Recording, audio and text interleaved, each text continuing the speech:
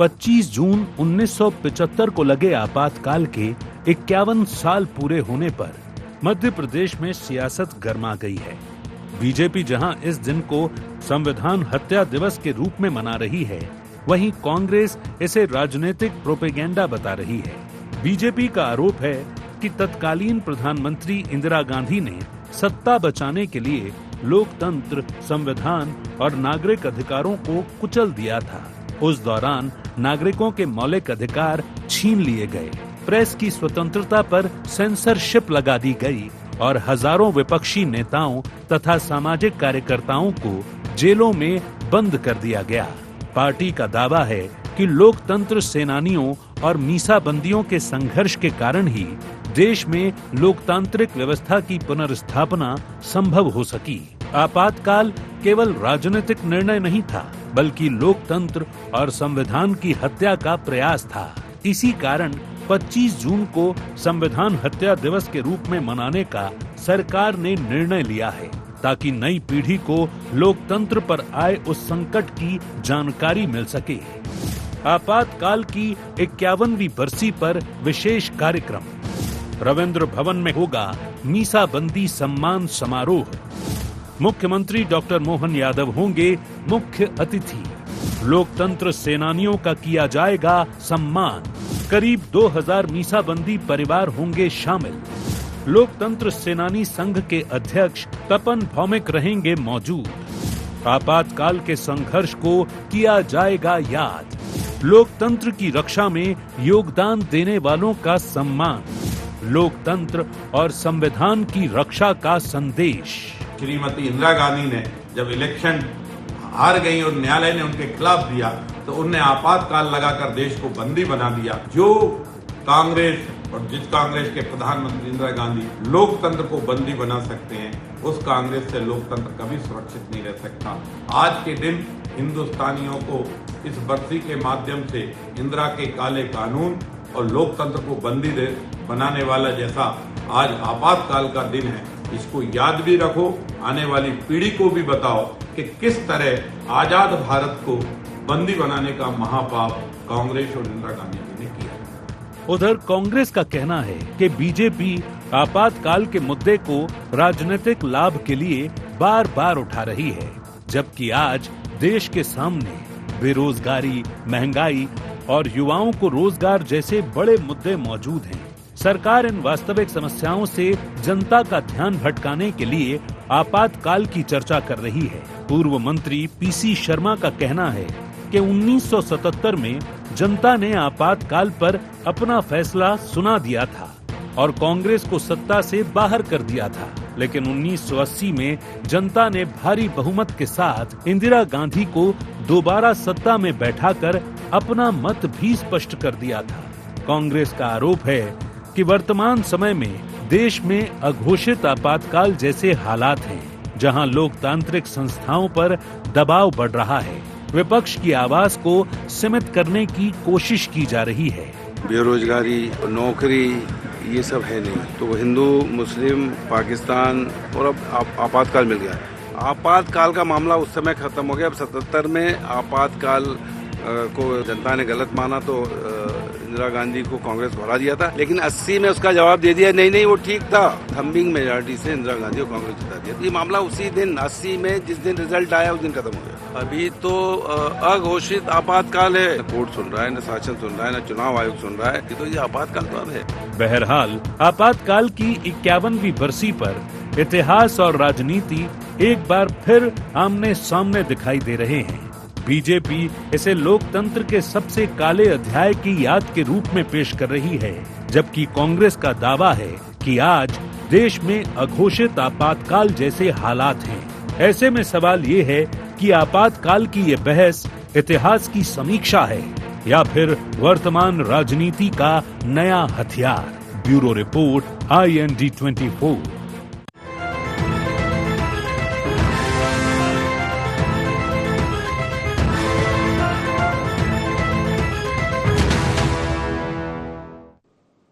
नमस्कार, IND agenda आपातकाल सियासी बवाल में आप सभी का स्वागत है। मैं हूं आपके साथ दिव्यांशु जोशी। तो चर्चा को देंगे विस्तार, लेकिन उससे पहले एक नजर डालते हैं क्या है आज के एजेंडा पॉइंट्स। बीजेपी के संविधान हत्या दिवस मनाने के क्या है मायने? 51 साल बाद भी आपातकाल क्यों बना है सियासत का बड़ा मुद्दा? बीजेपी क्यों बता रही इसे लोकतंत्र का काला दिवस? कांग्रेस के अघोषित आपातकाल के दावे में कितना दम? तो 25 जून 1975 को लगे आपातकाल के 51 साल पूरे होने पर मध्य प्रदेश में सियासत गर्मा गई है। बीजेपी जहां इस दिन को संविधान हत्या दिवस के रूप में मना रही है, तो वहीं कांग्रेस इसे राजनीतिक प्रोपेगेंडा बता रही है। भारतीय जनता पार्टी का यह आरोप है कि तत्कालीन प्रधानमंत्री इंदिरा गांधी ने सत्ता बचाने के लिए लोकतंत्र, संविधान और नागरिक अधिकारों को कुचल दिया था। इस दौरान नागरिकों के मौलिक अधिकार छीन लिए गए थे, प्रेस की स्वतंत्रता पर सेंसरशिप लगा दी गई और हजारों विपक्षी नेताओं और सामाजिक कार्यकर्ताओं को जेलों में बंद कर दिया गया था। पार्टी का यह दावा है कि लोकतंत्र सेनानियों और मीसाबंदियों के संघर्ष के कारण ही देश में लोकतांत्रिक व्यवस्था की पुनर्स्थापना संभव हो पाई। आपातकाल केवल राजनीतिक निर्णय नहीं था, बल्कि लोकतंत्र और संविधान की हत्या का एक प्रयास था। यही कारण है कि 25 जून को संविधान हत्या दिवस के रूप में मनाने का सरकार ने फैसला लिया है, ताकि जो नई पीढ़ी है उसे लोकतंत्र पर आए उस संकट की जानकारी मिल सके। हालांकि कांग्रेस इससे इत्तेफाक नहीं रखती और कांग्रेस का कहना यह सिर्फ बीजेपी का राजनीतिक प्रोपेगेंडा है। तो चलिए चर्चा को विस्तार देते हैं। कुछ खास मेहमान हमारे साथ चर्चा में शामिल हो गए हैं, आपका परिचय करा देते हैं। हमारे साथ चर्चा में जुड़ गए हैं कन्हैया लोधी जी, वरिष्ठ पत्रकार हैं। कन्हैया जी, बहुत बहुत स्वागत है आपका ND24 में। हमारे साथ जुड़ रहे हैं अमित तावरे जी, प्रवक्ता हैं मध्य प्रदेश कांग्रेस के। अमित जी, स्वागत है आपका ND24 में। और हमारे साथ जुड़ रहे हैं निशांत बिसेन जी, भारतीय जनता पार्टी का पक्ष रखेंगे, मीडिया पैनलिस्ट हैं। निशांत जी, स्वागत है आपका ND24 में। शुरुआत में चलिए कन्हैया जी आपसे ही कर लेता हूँ। कन्हैया जी, आपातकाल को लेकर के भारतीय जनता पार्टी मनाने जा रही है काला दिवस, और उसे एक कदम आगे बढ़ते हुए, जैसे हम रामेश्वर शर्मा जी को भी सुन रहे थे, वो कह रहे हैं कि भाई जो नई पीढ़ी है उसको जानना बहुत ज़्यादा ज़रूरी है कि आपातकाल में उस समय क्या स्थिति रही थी, कैसे प्रेस पर सेंसरशिप लागू की गई, कैसे जो स्थिति पूरी बनी थी उसके बारे में जो नई पीढ़ी है उसको जानना ज़रूरी है। जबकि कांग्रेस कुछ और कह रही है। कांग्रेस ये कह रही है कि भाई आपातकाल तो 2014 के बाद से लगा हुआ है, रोजगार को लेकर संकट है या और बहुत सारी चीज़ों को लेकर के संकट है। कैसे देखते हैं आप इसे, क्या कहेंगे कन्हैया जी? ये बात सही है कि काफ़ी लंबा टाइम हो गया 1975 में जो आपातकाल लगा था, और तब से लेकर के देखा जाए तो मतलब 51-52 साल हो रहे हैं इस परिदृश्य को। जो हमारा जो लोकतांत्रिक व्यवस्था है तो उसमें ये निसंदेह मतलब एक काला दिन था, उसमें कोई अतिशयोक्ति वाली बात नहीं होगी इस तरह के शब्दों का यदि अपन चयन करें तो। और तब से लेकर के अब तक मतलब हम जिन्होंने मतलब उस समय औसत रूप से 10, 12, 15 साल के जो बच्चे होंगे वो इस परिदृश्य को जानते हैं या थोड़ी बहुत उनकी समझ रही होगी कि वो आपातकाल का दौर कैसा था, या उनके जो दादा हो गए या चाचा हो गए, पिता हो गए, या और भी अन्य परिजन जो है यदि उस घटनाक्रम के जो शिकार हुए हों या उनको जेल हुई हो या किसी और तरीके से उनको पनिश किया हो, तो वो उन परिदृश्यों को वो जानते हैं। लेकिन जो ये बात सही है कि जो अब जो नई पीढ़ी है वो नहीं जानती कि आपातकाल क्या है, उसका मतलब उसका मर्म क्या था, उसकी परिस्थितियाँ क्या थी, क्यों लगा था और किस तरह की जो परिस्थितियों में लोगों को जो है वो जेलों में डाला गया था।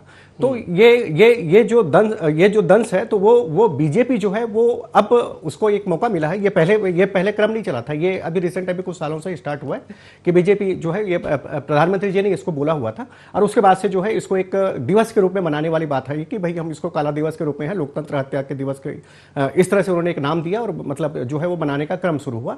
तो इसके परिदृश्य में क्या होता है कि पूरे मध्य प्रदेश में, पूरे देश में बीजेपी जहां जहां पर भी है रूलिंग में, चाहे वो जहां पर भी उनकी बॉडी है पूरे देश भर में, तो वहां पर भी ये बाकायदा संगोष्ठी आयोजन करना, वहां पे मीसाबंदी जो है उस समय के जो मीसाबंदी है उनको रिस्पेक्ट करना, सम्मान देना, ये क्रम जो है वो कंटिन्यू करते हैं और ये इसको जो है नीचे तक लेकर के जाने की कोशिश करते हैं ताकि जो नई पीढ़ी के जो लोग हैं, जो अमूमन जो 20 साल 25 साल या 30 साल के जो लोग हैं या जो नई पीढ़ी के जो लोग हैं, तो उनको ये बताएं कि उस समय जो है वो लोकतंत्र जो है वो कैसा था, मतलब किस तरह से आपातकाल लगा था। और ये जो कई बार जो ये वाली बात आती है, जैसे कांग्रेस कई बार जो है वो आमतौर पे ये वाली बात आती है ना कि 2014 के बाद में जब से मोदी जी की सरकार आई केंद्र में, तो उसको कांग्रेस वाली ये बात हमेशा अक्सर ये बात कहते रहते हैं कि भाई ये अघोषित आपातकाल है, अघोषित आपातकाल है। तो उसी को काउंटर करने के लिए मतलब वो जो बीजेपी बीजेपी है वो कांग्रेस को याद दिलाती है कि आप जो हमको ये इस टाइप से जो ब्लेम करते हो, तो आप जो है 1975 का इतिहास देख लीजिए कि किस तरह से जो है देश में आपातकाल लगा था, किस तरह से जो निरपराध लोगों को जो है वो बैंड कर दिया गया था, उनको जेलों में बंद कर दिया गया था। तो ये बार बार ये हमेशा ये जहां तक मैं मानता हूं कि कांग्रेस के लिए हमेशा मतलब उसको जैसे कहते हैं ना कि कमजोर कड़ी मतलब एक दुखती रग पे हाथ रखना जिसे कहते हैं ना, तो वो हमेशा ये रहेगा। भले ही वो कांग्रेस जो है इसको अभी डिनाई करे, कहते कि बहुत लंबा टाइम हो गया, 1 साल हो रहे हैं, आप कब तक इस चीज को आप गाना गाते रहो, कब तक रोते रहोगे आप इसको, उससे बाहर निकलो। हमेशा ये बात कहती है कि बिल्कुल सही बात है कि गाना कि कब तक गाना गाते महंगाई रहेंगे तब तक गाना गाते रहेंगे, रोजगार की बात, ये स्वाभाविक है, ये ज्वलंत मुद्दे हैं, इस पर चर्चा की बात वो करती है कि भैया इस दौर से आप आगे निकलो। एनसीईआरटी की 9th क्लास की टेक्स्ट बुक में भी इसका जिक्र आया है आपातकाल का, उसे लेकर के भी अलग तरह का बवाल मचा हुआ है। चलिए निशांत जी के पास जाना चाहूंगा। निशांत जी, जैसे कन्हैया जी ने कहा कि भाई कब तक इसका गाना गाते रहेंगे, तो आप ये कह सकते नहीं भाई हम जब तक हैं हम तब तक गाते रहेंगे, और जो नई पीढ़ी जैसे जैसे आती रहेगी उसको बताते रहेंगे कि क्या हुआ था। लेकिन अच्छा, अभी मैं बाइट सुन रहा था पीसी शर्मा जी की, वो एक काउंटर आर्ग्यूमेंट कर रहे थे। वो कह रहे थे कि ठीक है आपातकाल लगा था, इंदिरा जी की सरकार चली गई थी, लेकिन उसके बाद 1980 में एक बार फिर से थम्पिंग बहुमत के साथ उनकी सरकार वापस लौटी थी। तो इसे कैसे देखते हैं, क्या कहेंगे निशांत जी? दिव्यांशु जी, हम एक बहुत गंभीर विषय पर आज विमर्श करने के लिए यहाँ पर बैठे हुए हैं। कल्पना कीजिए कि रातों रात आपका पड़ोसी, आसपास के पत्रकार, आपके शहर के नेता सब गायब हो जाए, कैसा लगेगा? ये कोई कोरी कल्पना नहीं है, ये सब कुछ इसी देश में घटित हुआ था आज से 51 वर्ष पूर्व। एक ऐसा काला दिन 25 जून 1975 का, जब प्रेस पर सेंसरशिप लगाई गई थी, कानून के धाराओं की आड़ में इस देश पर एक ऐसा आपातकाल थोपा गया जब इस देश के 1,40,000 लोग जेलों में बंद कर दिए गए, शहर के शहर जेलों में तब्दील हो गए, लाखों लोगों की, करोड़ों लोगों की, 1,10,00,000 लोगों की नसबंदी कर दी गई उस दौर में। तो ये अराजकता, तानाशाही और एक हाहाकार का माहौल पूरे देश के हर शहर, हर गांव में था। ये सब कुछ उस वक्त हुआ था। तो आज के पीढ़ी को, आज के युवाओं को, आज के किशोरों को ये जानने का पूरा अधिकार है कि उनके इतिहास में क्या क्या दर्ज है। वो लोग जो हाथ में संविधान की किताब लेकर रात दिन घूमते हैं, उन्होंने किस तरीके से संविधान का गला घोटा था, उन्होंने किस तरह से लोकतंत्र की हत्या की थी, ये आज की पीढ़ी को जानने का अधिकार है, पूरा का पूरा हक है। थोड़ा सा अगर हम पहले जाएं, 1971 में स्वर्गीय इंदिरा गांधी जी गरीबी हटाओ का नारा देकर सत्ता में आई थी। उसी 1971 के चुनाव को जब हाईकोर्ट इलाहाबाद में चुनौती दी गई, तो इसे एक तरीके से इसमें धांधली पाई गई, उनके निर्वाचन को रद्द पाया गया।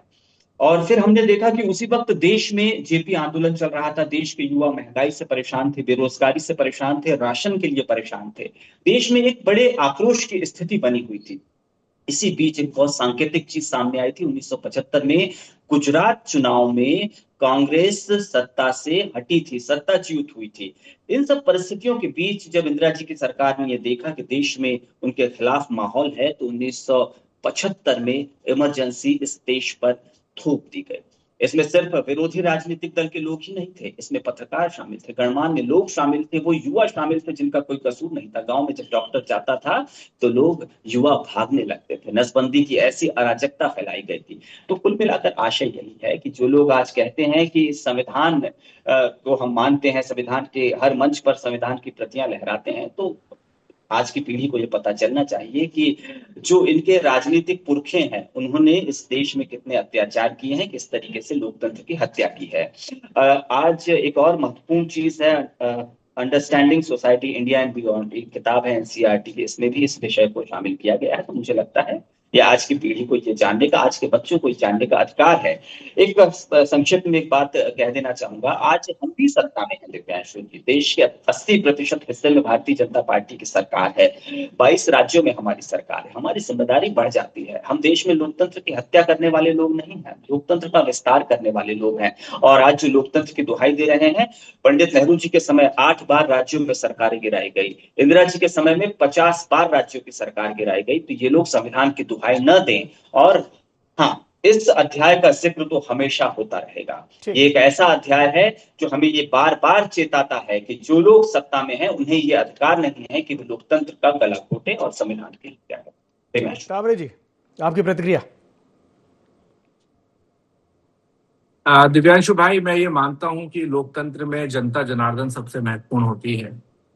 और जब ये घटना हुई और उसका परिणाम जब सामने आया, उसके कुछ सालों के अंदर ही जब लोगों को ये एहसास हुआ, उसके बाद बहुत सारे चुनाव आए और बहुत सारे चुनावों में कांग्रेस को जिताकर इस देश की जनता ने ये जो बात आज भारतीय जनता पार्टी कर रही है वो बात एक अलग है। और जो जनादेश बाद में इस देश की जनता ने सुनाया था, वो जनादेश से आप तुलना कर सकते हैं। अब भारतीय जनता पार्टी तो कुछ भी कहती रहे, देश की जनता को ये जानने का हक है। यदि आप 51 साल पुरानी बात बता रहे हैं तो देश की जनता को ये भी बताइए कि आपका जो पितृ संगठन है आरएसएस, जब 1924 में बन गया था तो क्यों उसने आजादी के एक भी आंदोलन में भाग नहीं लिया था? क्यों उसने सारे आंदोलनों का विरोध किया था? क्यों आपके जो वो सावरकर जी हैं वो अंग्रेजों से लिखित में माफी बार बार मांग रहे थे? यदि युवाओं को पढ़ाना है तो आपको ये भी पढ़ाना होगा। जो आज आप दीनदयाल उपाध्याय जी के माध्यम से जो देशभक्ति का सर्टिफिकेट मांगते हो, हमारे राजनीतिक पुरखों की बात मत करो। हमारे तो नेहरू जी अपने जितना आपका इनका प्रधानमंत्री मोदी जी का जितना वो है, उससे ज्यादा तो वो जेलों में उन्होंने अपना देश के लिए योगदान दिया है, जेल में रहकर। दूसरी बात यह है कि अघोषित आपातकाल क्या होता है? अघोषित आपातकाल ये होता है कि जब लोकतंत्र के चौथे स्तंभ में एक भ्रष्टाचारी मुख्यमंत्री, जिनका पूरे देश में आज चर्चा का विषय है, और जब वो चर्चाएं शामिल ना हो, जब सत्ता के दबाव में हम ऐसी चर्चा हमको करना पड़े, ये अघोषित आपातकाल होता है। जब हमारे देश में 22 लाख बच्चे जो नीट का एग्जाम देते हैं, बार बार उनका पेपर लीक हो, जब शिक्षा मंत्री जो है वो इस्तीफा ना दे और हमारे देश के युवा दिल्ली में बैठे रहें, आंदोलन करें, पूरे देश में आंदोलन हो, जब आप इस्तीफा ना लें, यह अघोषित आपातकाल होता है। जब हमारे किसान अपनी मांगों को लेकर दिल्ली में बैठते हैं और वो प्रधानमंत्री, जो 2 किलोमीटर दूर उनका बंगला होता है, 2 किलोमीटर दूर किसान हमारे बैठे रहते हैं, 700 से ज्यादा किसान शहीद हो जाते हैं और वो प्रधानमंत्री को उनसे मुलाकात करने का समय नहीं मिलता, ये अघोषित आपातकाल कहलाता है। हमारी देश की महिला पहलवानें जब अपने साथ अन्यायपूर्ण व्यवहार का विरोध करती हैं, धरना प्रदर्शन करती हैं, उनको पुलिस उठाकर ले जाती है, आप अपने सांसद पर कोई कार्रवाई नहीं करते हो, ये अघोषित आपातकाल कहलाता है। तो मैं ये मानता हूं कि सकारात्मक चर्चा होना चाहिए। मैं तो हालांकि उस समय नहीं था, निशांत जी भी शायद नहीं होंगे, दिव्यांशु भाई आप भी नहीं होंगे जी, कन्हैया भैया का मुझे पता नहीं है, लेकिन आज की ये जो अघोषित आपातकाल है ये तो आपकी देन है जी। अच्छा तावरे जी, जैसे आपने तो आज के हालात से तुलना की है, शहरों के नाम बदलते रहो जी, कभी आप कोई सा एजेंडा ले आओ, कभी कोई सा एजेंडा ले आओ। और ये अघोषित आपातकाल इसे भी कहते हैं जब आप देश के विपक्ष के नेता का सरकारी बंगला छीन लेते हो, उनकी सांसदी छीन लेते हो, इसको भी अघोषित आपातकाल कहते हैं। हमारे समय में तो अटल जी को, आडवाणी जी को कितना सम्मान मिलता था, मुझे लगता है आप इतिहास के पन्ने उठाकर देख लेंगे तो आपको पता चल जाएगा। जी दिव्यांशु जी, आप कुछ पूछ रहे थे। जी, मैं ये पूछ रहा था, जैसे आपने कुछ उदाहरण दिए कि आपको लगता है कि भाई इन उदाहरणों के कारण देश में अघोषित आपातकाल की स्थिति है। जैसा कि हमने देखा है और जो निशांत जी ने बताया कि भाई प्रेस की फ्रीडम को एकदम खत्म कर दिया गया था 1975 में, लेकिन आज अगर देखा जाए तो ऐसा तो नहीं कि प्रेस की फ्रीडम एकदम ही खत्म हो गई है। भाई सोशल मीडिया है और बहुत सारे माध्यम है जिसके माध्यम से आप अभी भी अपनी बात रख सकते हो। आपको अगर लगता है कि नहीं भाई चीज़ें ठीक नहीं हो रही हैं तो आप रख सकते हो, लेकिन उस समय तो वो सारी चीज़ें एकदम वो रास्ते ही बंद कर दिए गए थे अपनी बात ही रखने के। तो आज के समय को और आप उस समय को एकदम ऐसे आइडेंटिकल कैसे मतलब कंपेयर कर सकते हैं तावरे जी? दिव्यांशु भाई, मुझे ऐसा लगता है कि इसमें मेरी बात मत मानिए, किसी और की बात मत मानिए। आज आप जानते हैं कि पूरी दुनिया में प्रेस फ्रीडम के मामले में भारत की कौन सी रैंकिंग है? 157वें नंबर पे जी। 157। 2014 में कौन सी थी आपको मालूम? हम 100 के अंदर थे जी जी। और 1971 में क्या थी? तो ये कल्पना करिए आप कि आप जैसे पत्रकार जरूर सरकार के खिलाफ झंडे को डंडे को बुलंद कर सकते हैं, लेकिन आपके जैसे ही हमारे पत्रकार साथी जो कई दिनों तक जेल में बंद होकर आ रहे हैं, कई यूट्यूब चैनल बंद कर दिए जाते हैं, कई लोगों को चैनल छोड़ने पर मजबूर कर दिया जाता है, तो यदि सब कुछ ऑल इज वेल है तो दुनिया में प्रेस फ्रीडम के मामले में हम अपने पड़ोसी देशों से भी नीचे स्तर पर क्यों जाते जा रहे हैं? इस बात का जवाब कौन देगा? चलिए, निशान जवाब भाई ले लेते हैं। देंगे, यादव जी देंगे, या फिर नरेंद्र मोदी जी देंगे? चलिए, कौन निशान देगा जी हमारे बताइए साथ आप बैठे मुझे। हुए, उनसे जवाब ले लेते हैं। जी निशान जी, क्या कहेंगे? देखिए, चुनाव आयोग इस देश में ठीक से काम नहीं कर रहा है, मीडिया अपना काम ठीक से नहीं कर रहा है, सरकार अपना काम ठीक से नहीं कर रहा है, इस देश की लोकतांत्रिक संस्थाएं अपना ठीक से अब काम नहीं कर रही हैं। बस कांग्रेस पार्टी अपना काम बखूबी निभा रही है। ये बड़े दुख का विषय है दिव्यांशु जी कि आरोप लगाना, भाग जाना। आज एक बार फिर राहुल गांधी जी को मुहनी पड़ी है। तो इस कांग्रेस का आचरण ऐसा है कि एक अविश्वास देश की जनता में इसलिए कांग्रेस के प्रति हुआ है, और चाहे विपक्ष हो या हमारे देश की संस्थाएं हो, उनके प्रति जो असम्मान है, अनादर है और खुद के प्रति जो अहंकार है, यही सब वजह है कि कांग्रेस लगातार हाशिए पर जाती है। हम आज के मूल विषय पर बने रहें दिव्यांशु जी, मेरा ये आग्रह है। आपातकाल का जिक्र करना इसलिए जरूरी हो जाता है क्योंकि आज के दौर में हम देखते हैं कि हर दूसरी बात पर राहुल गांधी जी हों या कांग्रेस के दूसरे नेता हों, संविधान की किताब लेकर हाथ में आ जाते हैं। लेकिन हमें इस बात को नहीं भूलना चाहिए कि 1939 में जब त्रिपुरी अधिवेशन हुआ सवाल का जवाब लेंगे। 1900 जी मैं आ रहा हूँ आपके पास। अमित जी मेरी बड़ी अमित जी बड़ा विनम्रता से मेरा आग्रह है, आपने बोला, मैंने सुना, मैं बोल लूं, फिर आप फिर से सर, मैं आपसे ज्यादा विनम्रता से हाथ जोड़ रहा हूं। आप ये बता दीजिए कि प्रेस की आजादी के मामले में हमारा देश सबसे बदतर स्थिति में क्यों है आजादी के बाद से? प्रेस की आजादी का अगर आप जिक्र कर रहे हैं तो 26 जून 1975 का अखबार उठाकर देखिए, जब सिर्फ एक क्वेश्चन मार्क के साथ समाचार पत्र छपे थे। तो आप तो रहने दीजिए, मैं तो आपको गारंटी के साथ कह रहा हूं कि 1939 में त्रिपुरी अधिवेशन के मामले में आज सुभाष चंद्र 1576 वोट थे, उसमें से 1300 साढ़े 1300 वोट सुभाष चंद्र बोस को मिले थे। पड़ोसी देशों से भी नीचे हैं, लेकिन ऐसा दबाव था। देखिए, ना सिर्फ इन्होंने लोकतंत्र का गला घोटा है बल्कि आंतरिक लोकतंत्र का भी गला घोटा है कि सुभाष चंद्र बोस जी को इस्तीफा देना पड़ा। जब बात प्रधानमंत्री पद के लिए आई सरदार वल्लभ भाई पटेल और नेहरू जी के बीच, तो 15 में से 12 वोट सरदार पटेल को मिले, लेकिन 3 वोट मिले नेहरू जी को। उस वक्त भी आंतरिक लोकतंत्र को इन्होंने उसका गला घोटा। नेहरू जी प्रधानमंत्री बने। अम्बेडकर जी जब कांग्रेस से चुनाव हारे, 74,000 वोट से चुनाव हारे, ये 74,000 वोट आपको तो सरदार वल्लभ भाई पटेल भी कांग्रेस से उधार लेने पड़ते हैं, गला घोटा है। ठीक है। दिव्यांशु जी, आप कुछ बोल रहे हैं? जी नहीं, मैं कन्हैया जी के पास जाना चाह रहा था। कन्हैया जी, क्या 1975 की परिस्थितियों की तुलना आज से करना आप इसे सही मानते हैं? ये बात सही है कि हम लोग काफ़ी आगे निकल आए हैं, लेकिन जिस तरह का घटनाक्रम हुआ था 1975 में, तो ये कोई छोटी मोटी बात नहीं है ना। ये मुझे लगता है कि अगले 50 साल भी मतलब ये उतना ही सामयिक रहेगा और उतना ही प्रासंगिक रहेगा। 50 साल बाद भी जो है ये घटनाक्रम मतलब इतिहास में तो दर्ज है ना। बहुत सारे घटनाक्रम है इतिहास के जो हम लोग समय समय पे अपनी जो है टेक्स्ट बुक में पढ़ते हैं, तो ये भी एक घटनाक्रम है और हमेशा ये रहेगा। हम ये कहते हुए कि साहब वो 50 साल हो गए, 51 साल हो गए, 52 साल हो गए या 75 साल हो गए, 100 साल हो गए, तो हम घटनाक्रम का जिक्र नहीं करेंगे और उसकी प्रासंगिकता और उस पर चर्चा नहीं करेंगे, तो ऐसा संभव नहीं है। दूसरी बात, हम क्या जिक्र नहीं करते क्या, है ना, कि हल्दी घाटी का युद्ध हुआ था और प्लासी की लड़ाई हुई थी, क्या हम भूल जाते हैं क्या हमारा गुप्तकाल कैसा था, कि हमारा वैभव कब था और कब नहीं था, क्या हम ये सारी चीज़ों को भूल गए हैं क्या हम सिर्फ वर्तमान की ही बात करेंगे? ऐसा नहीं है।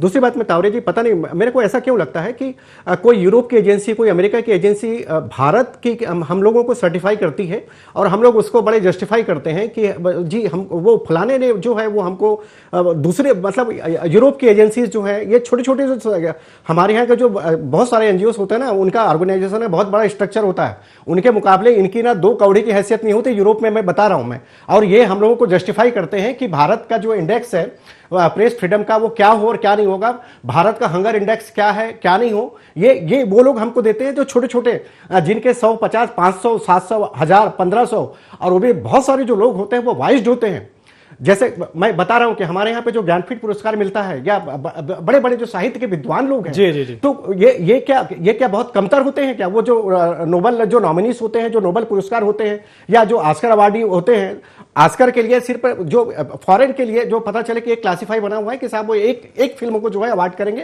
पूरी दुनिया भर के सेलेक्ट करके, है ना, और सारा का सारा जो पुरस्कार कौन देंगे? अमेरिका में बनी हुई पिक्चरों को देते हैं। मतलब हमारे यहाँ की जो सबसे बढ़िया पिक्चर जो है वहां पे वो नॉमिनी होगी, अलग अलग प्रोसेस होकर के गुजर के वहां पे जाती है ऑस्कर के लिए, वहां पे तब जाकर के वो साहब वो दुनिया भर के उनके में वो सेलेक्ट करेंगे। ये जो मानसिकता है ना हमारी, ये जो मानसिकता मुझे लगता है कि मुझे बहुत उचित नहीं लगता कि वो जो अमेरिका में बैठा हुआ व्यक्ति या यूरोप में बैठा व्यक्ति, छोटी सी एक टिप्पणी ले लेता हूं तावरे जी से, और निशान जी भी चार कुछ कहना चाह रहे हैं। जी तावरे जी पहले आप, फिर निशान जी आपके पास आता हूं। जी तावरे जी। हाँ, मुझे बड़ा आश्चर्य होता है, हालांकि कन्हैया भाई की अपनी राय हो सकती है, लेकिन नहीं, मैं माफी चाहता हूं आपसे, आप हमारे वरिष्ठ हैं। जिस देश के प्रधानमंत्री ने 12 साल में एक प्रेस कॉन्फ्रेंस न करी हो, 3,500 करोड़ रुपए से ज्यादा खुद को चमकाने के लिए दिए हो, देश में तो बेइज्जती कराई हो। अभी नॉर्वे गए थे, वहां के पत्रकारों ने पूछा, वहां भी देश का जो है वो सर शर्म से झुक गया था, वहां की महिला पत्रकार ने पूछा था। ठीक है तो क्यों ना बोला जाए ऐसा? ठीक है निशान जी जवाब दीजिए। अमेरिका अपने बच्चों को पढ़ाने, 1 मिनट 10 सेकंड, जब आप अमेरिका को समय की कमी है हमारे पास। आपातकाल के समय हम पैदा नहीं, जब भारतीय जनता पार्टी नरेंद्र मोदी के ऊपर कोई सवाल ठीक है तावरे जी, समय की कमी है, जल्दी से टिप्पणी चाहूंगा निशान जी से। जी निशान जी। हम आपातकाल में पैदा नहीं हुए थे अमित भाई, ये बात बिल्कुल सही है, लेकिन पैदा तो हम 1947 में भी नहीं हुए थे, लेकिन उस बात का जश्न मनाते हैं ना, गर्व करते हैं ना। तो ये जो शोक का विषय है, ये जो आप लोगों की माफी मांगने का विषय है, इसको लेकर तो हम जनता के बीच हमेशा जाते रहेंगे। और अब हम ये नई पीढ़ी को सौंप रहे हैं, अपने किशोरों को सौंप रहे हैं, और ये बच्चे जो आज से 9वीं क्लास में, 4थी क्लास में, 6वीं क्लास में ये विषय पढ़ेंगे, ये भी कल को आपसे सवाल पूछेंगे। चलिए, आरएसएस का भी इतिहास पढ़ाइए, वीर सावरकर ने माफी मांगी, उनका भी इतिहास पढ़ाइए, माफी वीर सावरकर का। चलिए ठीक है, बहुत बहुत धन्यवाद तीनों मेहमानों का हमारे साथ जुड़ने के लिए, चर्चा में शामिल होने के लिए।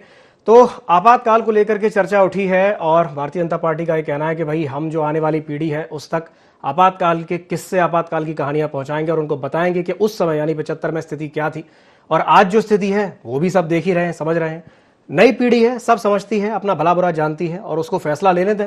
सारी चीज़ों का अध्ययन करने के बाद फिर देखते हैं पीढ़ी क्या फैसला लेती है। चलिए, एजेंडा में फिलहाल के लिए इतना ही। खबरों का सिलसिला लगातार जारी है, बने रहिए ID24 के साथ। नमस्कार।